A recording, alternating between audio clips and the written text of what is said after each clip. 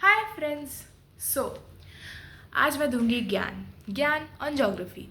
तो सिंपली मैं बता देती हूँ किस टॉपिक पे बात करेंगे। आज हम बात करेंगे रिवर्स पर। वैसे तो इंडिया में एंड नंबर ऑफ रिवर्स हैं, बट स्टिल जो सबसे पॉपुलर सबसे प्रोमिनेंट रिवर्स हैं उनके बारे में will be talking in my upcoming videos. लेकिन उससे पहले हमें किसी भी रिवर का बेसिक समझना पड़ेगा, लाइक बेसिक टर्म्स क्या होते हैं। स्टार्टिंग विथ इन जनरल, जब हम कभी भी रिवर की बात करते हैं जो मेजर वर्ड्स हम यूज़ करते हैं, मे बी हम बोल देंगे लैंडफॉर्म है, बोल देंगे वाटर बॉडी है, या फिर कोई साइट सीइंग की जगह है। तो मतलब ऐसे कुछ स्पेसिफिक वर्ड्स, लिमिटेड वर्ड्स है जो हम यूज़ करते हैं। But the thing is river is something beyond. ठीक है, क्यों? क्योंकि कोई भी लैंडफॉर्म होता है वो बहुत इम्पॉर्टेंट होता है इकोसिस्टम में, क्योंकि they are the decision makers of the ecosystem. For example, मैं कोई XYZ पर्सन हूँ, मेरे पास अपॉर्चुनिटी है इंडिया में कहीं पर भी रहने की, कहीं पर भी अपना लाइवलीहुड मतलब कहीं पर भी सेटल होने की। अब मुझे कोई फ्लड प्लेन पसंद आ रहा है, भाई बहुत सुंदर लग रहा है। फ्लड प्लेन का मतलब किसी भी रिवर के नियरेस्ट जो प्लेन एरिया होता है। अब मैं सोचती हूँ भाई मैं तो वहाँ रहूँगी, लेकिन as the name suggest flood plain, वहाँ पे गलती से भी रिवर में पानी ओवरफ्लो हुआ तो वो पूरा फ्लड प्लेन में प्लेन आ जाए, मतलब प्लेन में फ्लड आ जाएगा। तो ये तो बहुत इनकन्वीनियंट हो गया। अब मैं सोचूँ भाई ये तो बहुत इनकन्वीनियंट है, मैं तो पानी से एकदम ही दूर चली जाती हूँ, फिर मैं एकदम ड्राई एरिया में चली गई। वहाँ तो या तो मैं गर्मी से ही मर जाऊँगी, दूसरा वहाँ पे पानी की स्कार्सिटी इतनी। तो वही, ये दो एक्सट्रीम केसेस हैं। अब जो इनके बीच का कोई होता है ना, जैसे फॉर एग्जांपल जो बैलेंस्ड एरिया, जहाँ पे जितना आपको जो रिसोर्स चाहिए उसी अमाउंट में है, ना ज़्यादा ना कम, वहाँ पे पॉपुलेशन ऑटोमेटिकली ज़्यादा होगी। तो what I am trying to say is, कोई भी लैंडफॉर्म जो है वो आपकी लोकेशन डिसाइड करता है। आप क्या खाते हो, एग्रीकल्चर, वाटर सप्लाई। अब वाटर सप्लाई जहाँ पे ज़्यादा होगी वहाँ पे आप राइस ग्रो करोगे, राइस को पानी ज़्यादा चाहिए। जहाँ पे कम होगी वहाँ पे कोई और ग्रेन ग्रो होगा जो कि जिसको थोड़ा कम पानी चाहिए। तो आपका एग्रीकल्चर, आप क्या खाते हो। फिर उसके बाद आपका वेदर, जहाँ पे आपको होता है ना ह्यूमिडिटी ज़्यादा होगी वहाँ पानी भी ज़्यादा होगा, जहाँ पे ड्राई होगा वहाँ पे कम होगा। तो ऐसी ऐसी बहुत सारी चीज़ें होती हैं जो कि डिसाइड करती हैं, यहाँ तक कि आपको ऑक्यूपेशन तक डिसाइड कर सकती है।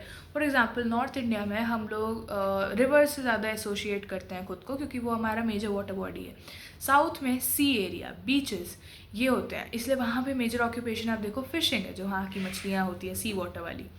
तो ये आपका ऑक्यूपेशन तक डिसाइड कर सकते हैं। तो लैंड फॉर्म्स जो होते हैं ये डिसीजन मेकर्स होते हैं किसी भी लाइवलीहुड के। अब उसके अलावा किसी भी ज्योग्राफी बुक का जो सबसे बेसिक एग्जाम्पल होता है वो होता है कि भाई माउंटेन्स में पॉपुलेशन कम होती है, लैंड एरिया में पॉपुलेशन ज़्यादा होती है। ऐसा क्यों होता है? Ease of doing things, task easy हो जाता है लैंड एरिया में, जल्दी हो जाते हैं, वहीं माउंटेन्स में थोड़े स्लो होते हैं।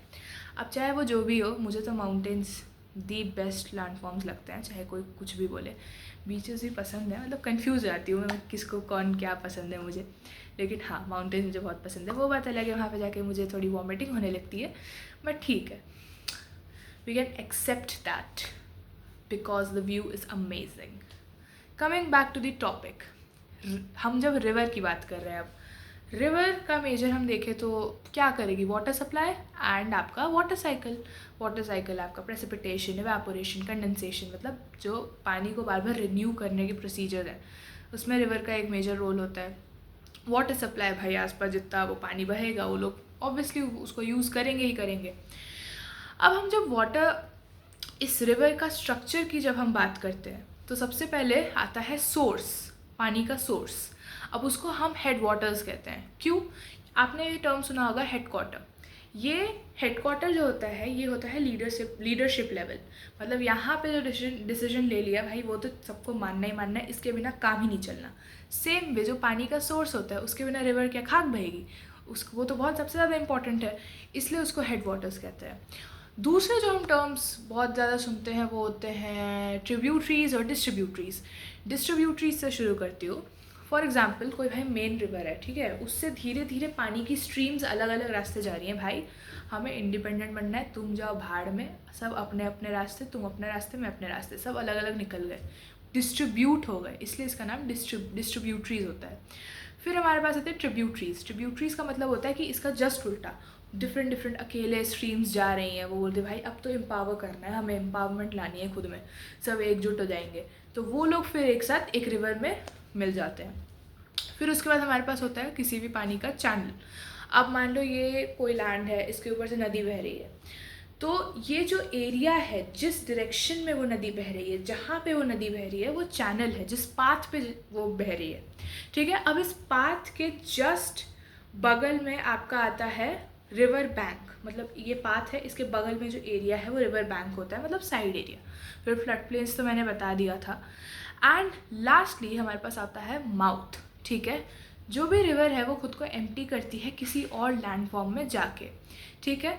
लैंडफॉर्म कह रही हूँ, किसी और वाटर बॉडी, मतलब लैंडफॉर्म वाटर बॉडी सेम, किसी और water body would be the better word, किसी और वाटर बॉडी में जाके खुद को एम्प्टी करती है। फॉर एग्जाम्पल गंगा, तो गंगा जो है बे ऑफ बंगाल में जाके खुद को एम्प्टी कर देती है। तो ये है basic structure of a river.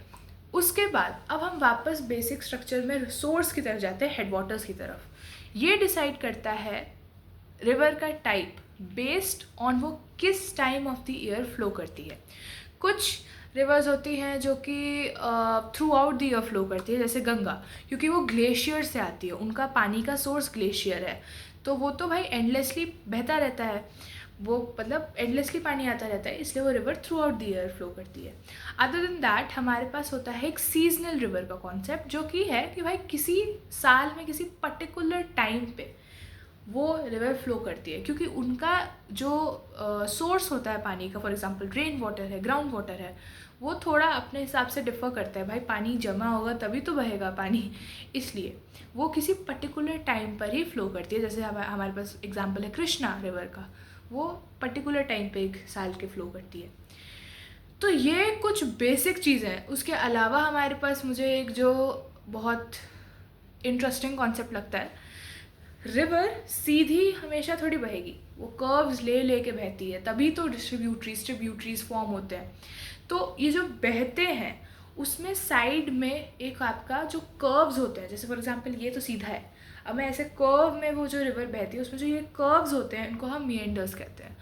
अब ये जो मिएंडर्स जो होते हैं, फॉर एग्जांपल कोई भी बीच में रुकावट आ गई, ठीक है, मान लो कोई पत्थर आ गया, पानी कर्व उधर गया तो फिर वापस यहाँ नहीं आ पाया, तो वो कट हो जाता है, वो रिवर से वो अलग हो जाता है, जो कि एक लेक फॉर्म करता है, क्योंकि आगे का पानी तो बह जाएगा, वो वहीं स्टक रह जाएगा, जिसको हम कहते हैं ऑक्सबो लेक। अब ऑक्सबो लेक होता है, मान लो किसी कोई ऑक्स है, ठीक है, उसके पीछे पहाड़ जैसा नहीं होता, मतलब जैसे कैमल का हम्प होता है, वैसे ऑक्स के पीछे जो एक हम्प होता है उसको हम ऑक्सबो लेक कह देते हैं, क्योंकि वो ऑक्सबो लेक जैसा दिखता है, मतलब वो बो जैसा दिखता है ऑक्स के। तो ये एक और कॉन्सेप्ट है। इसके अलावा तो ऐसा बेसिक में रिवर के बारे में इतना ही है। और रिवर वैसे भी एक बहुत वास्ट कॉन्सेप्ट है, क्योंकि अगेन मैं वही बोलूँ, डिसीजन मेकर है, वाटर बहुत इंपॉर्टेंट है, क्योंकि वो बेसिक रिक्वायरमेंट है। So this was the basic the structure of a river. हम लोग धीरे धीरे सब प्राइमरी रिवर्स के बारे में आगे बात करेंगे। So hope you learn something new today. मुझे पानी की ज़रूरत भी है क्योंकि मुझे बहुत प्यास लग रही है। Bye bye and keep reading.